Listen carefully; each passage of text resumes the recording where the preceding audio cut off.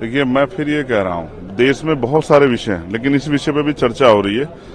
Railway के इतने accident हो रहे हैं, नौजवान सड़कों पे, नीट का इशू इतना बड़ा इशू है, तमाम तरह से भर्ती में पेपर लीक हो रहे हैं। लेकिन अगर कावड़ पे भी बात करना चाहे तो कावड़ का हाल ये है कि कई ऐसी घटनाएं हुई हैं, जैसे कल एक घटना हुई है, गाड़ियों में तोड़फोड़ की गई है, मारपीट की गई है, और मैं कहता हूँ वो कावड़ ही नहीं हो सकते हैं, वो उपद्रवी कावड़। ये तो बहुत शालीनता से तमाम तरह का दुख कष्ट सह के वो कावड़ लेके आते हैं, वो तो अपना काम कर रहे हैं, लेकिन उनके साथ साथ कुछ ऐसे असामाजिक तत्व उपद्रवी कोई नुकसान पहुंचा सकते हैं। इसी का हम लोगों को डर है, क्योंकि लॉ एंड ऑर्डर क्या है यूपी में इसको बताना नहीं पड़ेगा। मेरठ में 2.5 साल की बच्ची का हुई है, अभी तक कोई गिरफ्तारी नहीं हुई है।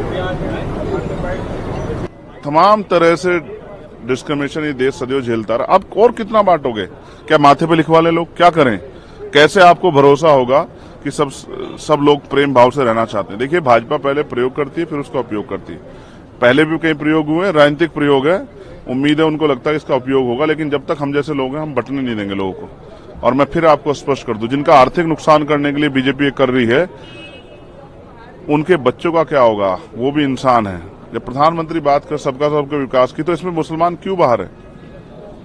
क्या उनके जिन लोगों के रोजगार खत्म हो गया, जिनको निकाल दिया काम से, उनके बच्चों को क्या होगा? उनके घर का क्या, उनकी माओ का क्या होगा? उनके पिताओं को क्या होगा? एक दूसरे पर आधारित है लोग, एक बेटा पूरा घर चलाता है, तो उनका क्या होगा जिनका आर्थिक बहिष्कार कर रहे हैं? ये जो है सिर्फ राजनीतिक एजेंडे के थ्रू किया जा रहा है, इसका नुकसान देश को हो रहा है। इसलिए मैं मुख्यमंत्री से मांग कर रहा हूं कि हरदर्मिता छोड़ें और ऐसा कोई काम ना करें जिसको, जो कावड़ यात्रा करने वाले जो हैं शिव भक्त हैं, वो भी जिसको स्वीकार नहीं करें, ऐसा कुछ ना करें। और मेरा मानना है कि हो सकता है मुख्यमंत्री अपने फैसले जल्द वापस लें। एक और सवाल है, सरकारी जो कर्मचारी है वो अब आरएसएस में पार्टिसिपेट कर सकते हैं? वो तो पहले से थे, अब ओपन हुआ है, अब ओपन हुआ है। वो तो पहले से थे। कौन कहता है पहले से नहीं थे? कितने अधिकारी कहते हैं कि मैं संघ की शाखा में जाता हूं, मैं संघ से जुड़ा हुआ हूं। वो पहले पिछले दरवाजे से थे, अब सामने से हैं। भाई सरकार है, कुछ ही कर लो।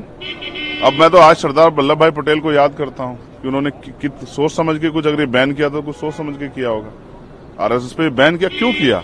कुछ इसका कारण ही रहा होगा। और मैं फिर कह रहा हूं, अब तो भाजपा और आरएसएस की दोनों अलग अलग से दिखाई देती है, तो क्या होगा ये चिंता का विषय है। लेकिन आज हम दिल्ली में हैं, बाढ़ से लोगों के घर डूब रहे हैं, लोगों के जीवन जो है बुरे हाल हो रहे हैं। इस पे भी सरकार को जवाब देना चाहिए। डिस्कशन से भाग के काम नहीं चलेगा, जवाब देना पड़ेगा। नीट पर सवाल पूछे जा रहे हैं, क्या कहेंगे? क्वेश्चन आवर में आज जो है 6 सवाल लिए गए हैं। आप ही बताइए, इतने मेंबर है, कहाँ जाएंगे? क्वेश्चन आवर बड़ा होना चाहिए। कल भी हमने सुझाव दिए थे ऑल पार्टी मीटिंग में। हमने ये भी कहा था कि संसद का सत्र को भी बढ़ाना चाहिए, जिससे कि लोग अपने विषय पे बोल पाए। हमारे क्षेत्र नगीना से मैं आता हूँ, इतनी समस्या है नगीना में। बाढ़ हमारे यहाँ सबसे ज्यादा हमें प्रभावित करेगी, बेरोजगारी सबसे ज्यादा हमें प्रभावित करेगी। वो बॉर्डर एरिया है, वहां से आवारा पशुओं ने बुरा हाल कर रखा है, गुलदार, तमाम तरह की और चीजें।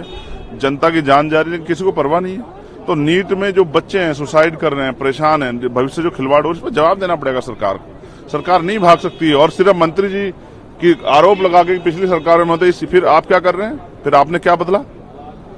तो इसलिए हमने कहा कि मंत्री जी को जवाब देना पड़ेगा और उसके लिए मंत्री तैयार हो।